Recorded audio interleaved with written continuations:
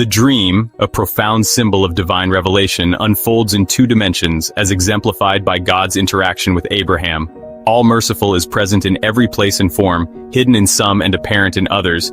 If you say this is the truth, then you are truthful. Abu Yazid al-Bistami said in this regard, "If the throne and all it contains were multiplied 100,000 times, it would fit into a corner of the heart of a Gnostic, and he would not even feel it." You are the totality of what you create, O creator of things within yourself. You create that which has no end, and within you is the narrowing and the widening. Were that which God has created to fill my heart with its brilliant light, how would it be in creation, O listener? By their imagination, every human creates within the power of their mind what has no existence except within it. This is a universal truth. I have revealed here a secret that the people of God have long sought to conceal, for it refutes the claim that they are the truth, since the truth never forgets, while the servant inevitably forgets something. The All-Merciful appears in every form, whether hidden or revealed. If you declare this is the truth, you are correct. If you interpret it otherwise, you act as an interpreter. Abu Yazid al-Bistami famously said in this state, "If the throne and all that it encompasses were to multiply 100,000 times over, it could still fit in the corner of the heart of the Gnostic, and he would not feel it." We have already addressed this matter by saying, "You are what you create within yourself. O creator of things within your very being, you create that which has no end, and you are both the narrow and the vast. If all that God has created were to fill my heart with its shining light, how would creation then appear to me, O hearer? By the power of thought. Every person creates things within the realm of imagination that have no reality beyond that imagination. This is the general condition. So the One, the All-Merciful, exists in every form and every level of reality, hidden in some and revealed in others. If you claim, this is the truth, you speak truthfully.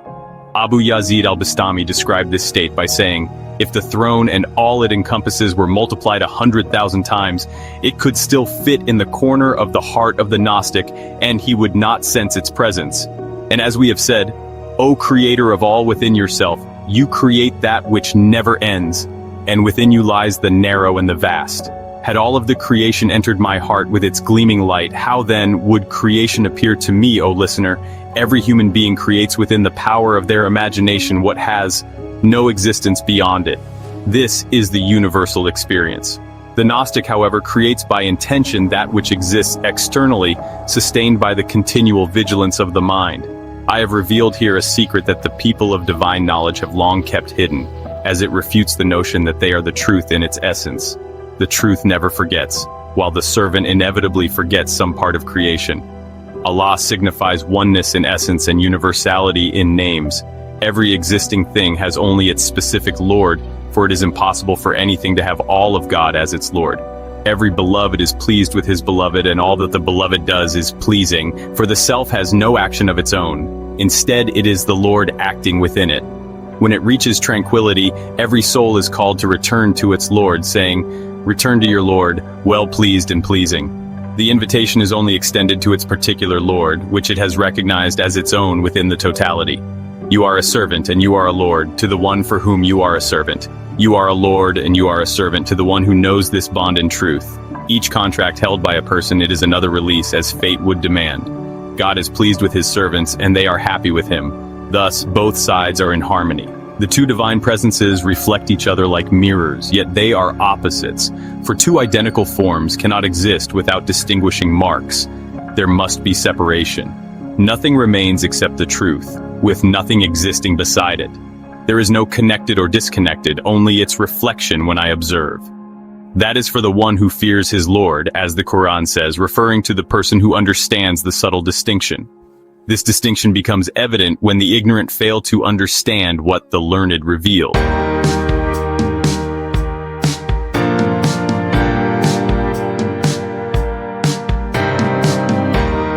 Consider the unwavering dedication of messengers and saints to their service. Just as a doctor is a servant of nature, they are servants of the divine command on a universal scale. Their service is not a mere duty, but a deeply ingrained part of their essential nature, established before creation. This extraordinary commitment is evident in their every action, as they serve according to the instruction of their master, whether by state or speech. A doctor is only said to serve nature if he follows it to achieve balance in the body. Nature has determined a specific constitution in the patient, labeled as illness. If the doctor aids it directly, he will only increase the illness. So, he intervenes to counteract this constitution and achieve health, which is also part of nature, by creating a new balance contrary to the present state of illness. Thus, the doctor is not serving nature by simply supporting it, but by adjusting it within its laws. He acts as a servant to nature by providing a remedy. Likewise, the messengers and saints serve the divine command while balancing the divine and worldly needs of creation. They convey the divine message as commanded, even when the divine seems opposed to the individual's perceived benefit. The prophets and saints consider God's command carefully, aware that the divine will differ from the apparent command. They know that God may command something without desiring its fulfillment, to guide or test, and that what he truly desires will inevitably occur. Observe the humility of the prophet in fulfilling his duty. As the prophet Muhammad said, "The chapter Hud and its sisters have aged me due to the command, so remain firm as you have been commanded." This command underscores the prophet's role in balancing the divine command with the divine will. He realizes that God's will may not align with what is commanded in a given instance, and he fulfills his duty by delivering the message, leaving the outcome to the divine will. Thus, the prophet or messenger serves the divine order, which is the explicit command or instruction from God, without serving the divine will itself, which refers to God's overarching plan or intention that may not always align with the immediate command. The prophet conveys what he has been ordered, aiming for the benefit and guidance of the community. If he were to act only according to the divine will, he might not always fulfill the apparent command, as the will may intend something different. The prophet's role, then, is like that of a spiritual physician, working for the souls of humanity, and obedient to the divine command regardless of the hidden intentions within the divine will. This is why the prophet Muhammad said, "The chapter Hud and its sisters have aged me," referring to the weight of carrying the command to remain firm, as you have been commanded. This command required unwavering adherence to divine law, independent of whether the divine will align with that command's fulfillment.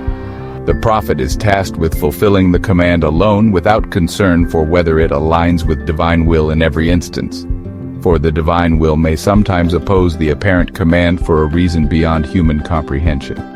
The prophet acts as the communicator of the divine command, not as one who controls its outcome. As he conveys the message, he does so with the profound understanding that only that which aligns with the more excellent divine will ultimately come to pass. His duty remains to deliver the message and stand firm in the command, aware that God's wisdom encompasses both what is commanded and willed. This is the profound secret behind his statement that the commands of specific chapters weighed heavily upon him, for they reflected a balance he had to uphold between divine command and divine will, all for the benefit of the souls under his care. Know that the entirety of divine knowledge operates in harmony with the reality of what exists, following the true nature of all things. The will of the divine is connected directly to the understanding of each being's potential, which in turn arises from the being's essence. The essence of each created being determines its actions, and the divine will only enact what is inherent within those beings' potential. Therefore, the prophet or saint is a servant to the state of every individual's reality, not imposing anything foreign upon them, but bringing out what lies latent within them, according to their essential potential. They are likened to spiritual doctors who guide nature back to its balanced state, rather than altering nature directly. Just as a doctor adjusts the body to restore health, messengers and saints bring about spiritual healing by aligning individuals with their true potential. They act in response to each soul's particular constitution, following what each person's nature requires. This guidance is achieved through the divine law, which corresponds to every soul's capacity. In this way, the role of the prophet is to nurture each person according to their capacity and essential nature, while the divine will operate only within the boundaries of each being. The divine does not impose beyond what each being can bear or enact. So we see that the divine will and knowledge align with what is already within each being, allowing the prophet or saint to draw out and manifest each soul's true potential, according to divine wisdom. Therefore, as we observe, prophets and saints are entrusted with the nurturing of each soul according to its unique nature and capacity. This role is not about imposing something foreign upon individuals, but about bringing forth what already exists within them in a latent state.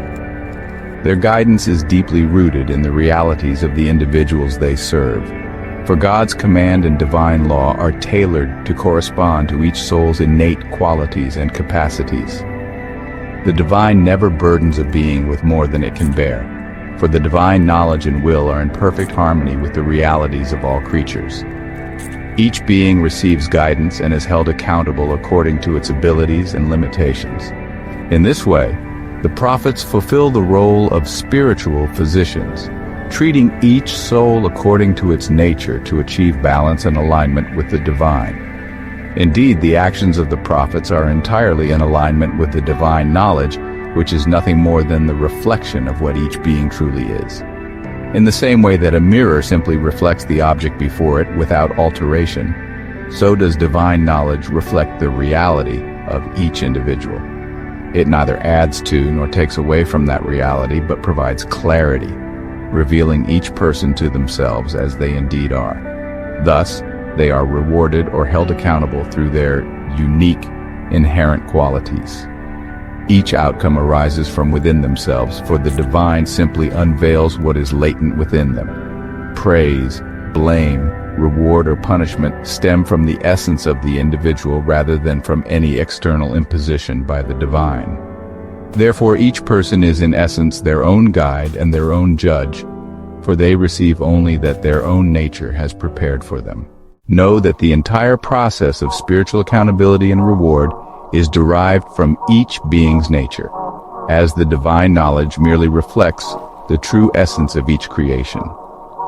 Thus, praise, blame, reward, and punishment arise naturally from within the individual's own reality, and the divine simply unveils what each soul has prepared.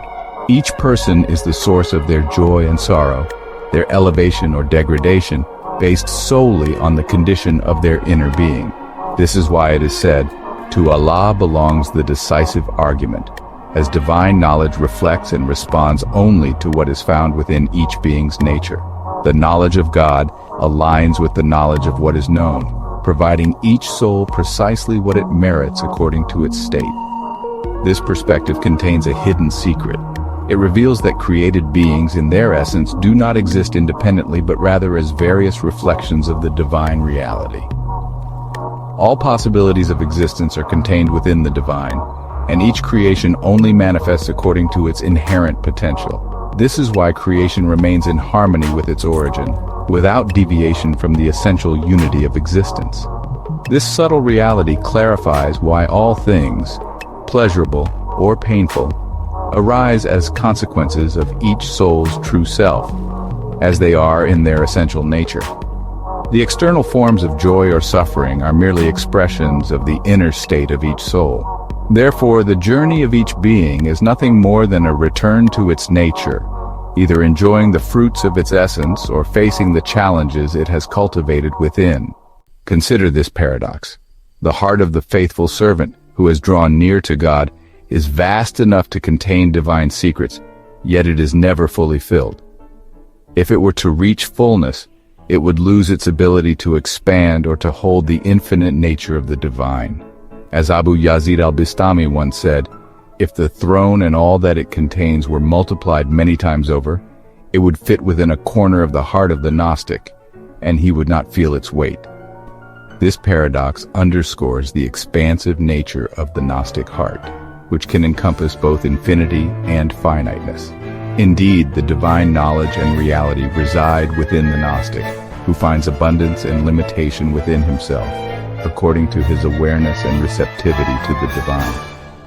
The heart of the Gnostic, while holding the entirety of divine reality, is never satiated, always capable of more profound knowledge and broader horizons. Similarly, God has granted you a share of his station. If you submit to divine commands and fulfill your responsibilities, you become a reflection of divine qualities, embodying a portion of the divine nature within yourself. This is the proper submission that God desires, as it allows each soul to return to its original nature. God acknowledges the sincerity of all paths that align with his wisdom, even human-made. As it is said in the Quran and monasticism, which they invented, we did not prescribe for them, but they sought the pleasure of God. Thus, paths created in the pursuit of divine pleasure are respected, for they seek to honor divine wisdom even without explicit prophetic direction.